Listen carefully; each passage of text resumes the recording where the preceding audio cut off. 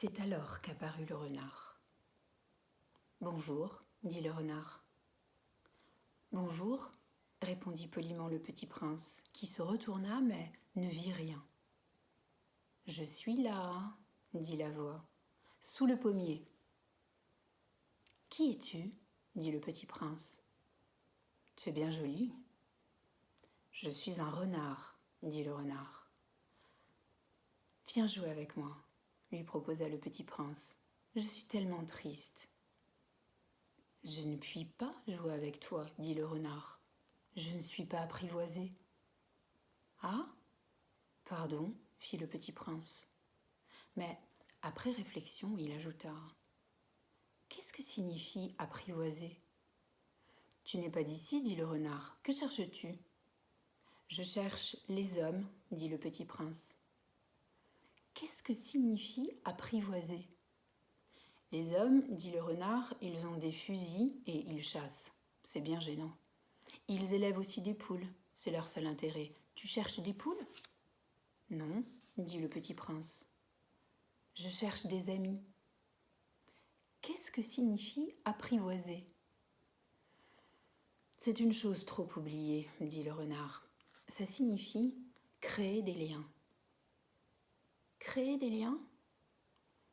Bien sûr, dit le renard. Tu n'es encore pour moi qu'un petit garçon tout semblable à 100 000 petits garçons. Et je n'ai pas besoin de toi, et tu n'as pas besoin de moi non plus. Je ne suis pour toi qu'un renard semblable à 100 000 renards. Mais si tu m'apprivoises, nous aurons besoin l'un de l'autre. Tu seras pour moi unique au monde, je serai pour toi unique au monde. Je commence à comprendre, dit le petit prince. Il y a une fleur, je crois qu'elle m'a apprivoisé. C'est possible, dit le renard, on voit sur la terre toutes sortes de choses. Oh, ce n'est pas sur la terre, dit le petit prince. Le renard parut très intrigué. Sur une autre planète ? Oui. Il y a des chasseurs sur cette planète-là ? Non. Ça, c'est intéressant. Et des poules ? Non. Rien n'est parfait, soupira le renard. Mais le renard revint à son idée. Ma vie est monotone. Je chasse les poules, les hommes me chassent. Toutes les poules se ressemblent et tous les hommes se ressemblent. Je m'ennuie donc un peu. Mais si tu m'apprivoises, ma vie sera comme ensoleillée. Je connaîtrai un bruit de pas qui sera différent de tous les autres. Les autres pas me font rentrer sous terre. Le tien m'appellera hors du terrier, comme une musique. Et puis, regarde. Tu vois, là-bas, les champs de blé ? Je ne mange pas de pain. Le blé, pour moi, est inutile. Les champs de blé ne me rappellent rien. Et ça, c'est triste. Mais tu as des cheveux couleur d'or. Alors, ce sera merveilleux quand tu m'auras apprivoisé. Le blé qui est doré me fera souvenir de toi et j'aimerai le bruit du vent dans le blé. Le renard se tut et regarda longtemps le petit prince. « S'il te plaît, apprivoise-moi, dit-il. »«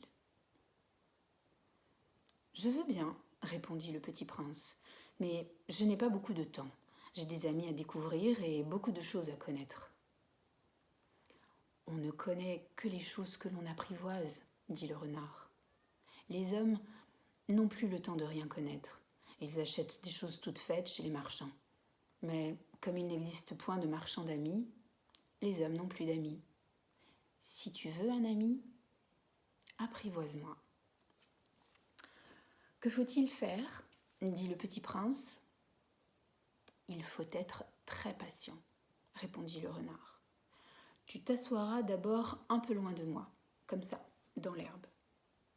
Je te regarderai du coin de l'œil et tu ne diras rien. Le langage est source de malentendus. Mais chaque jour, tu pourras t'asseoir un peu plus près. » Le lendemain, revint le petit prince. Il eût mieux valu revenir à la même heure, dit le renard. Si tu viens par exemple à 4 heures de l'après-midi, dès 3 heures, je commencerai d'être heureux. Plus l'heure avancera, plus je me sentirai heureux. À 4 heures déjà, je m'agiterai et m'inquiéterai. Je découvrirai le prix du bonheur. Mais si tu viens n'importe quand, je ne saurai jamais à quelle heure m'habiller le cœur. Il faut des rites. Qu'est-ce qu'un rite ? Dit le petit prince. C'est aussi quelque chose de trop oublié, dit le renard. C'est ce qui fait qu'un jour est différent des autres jours, une heure des autres heures. Il y a un rite, par exemple, chez mes chasseurs. Ils dansent le jeudi avec les filles du village. Alors, le jeudi est un jour merveilleux. Je vais me promener jusqu'à la vigne. Si les chasseurs dansaient n'importe quand, les jours se ressembleraient tous et je n'aurais point de vacances. Ainsi, le petit prince apprivoisa le renard. Et quand l'heure du départ fut proche, « Ah, dit le renard, je pleurerai. » C'est ta faute, dit le petit prince, je ne te souhaitais point de mal, mais tu as voulu que je t'apprivoise. Bien sûr, dit le renard. Mais tu vas pleurer, dit le petit prince. Bien sûr, dit le renard. Alors, tu n'y gagnes rien. J'y gagne, dit le renard, à cause de la couleur du blé.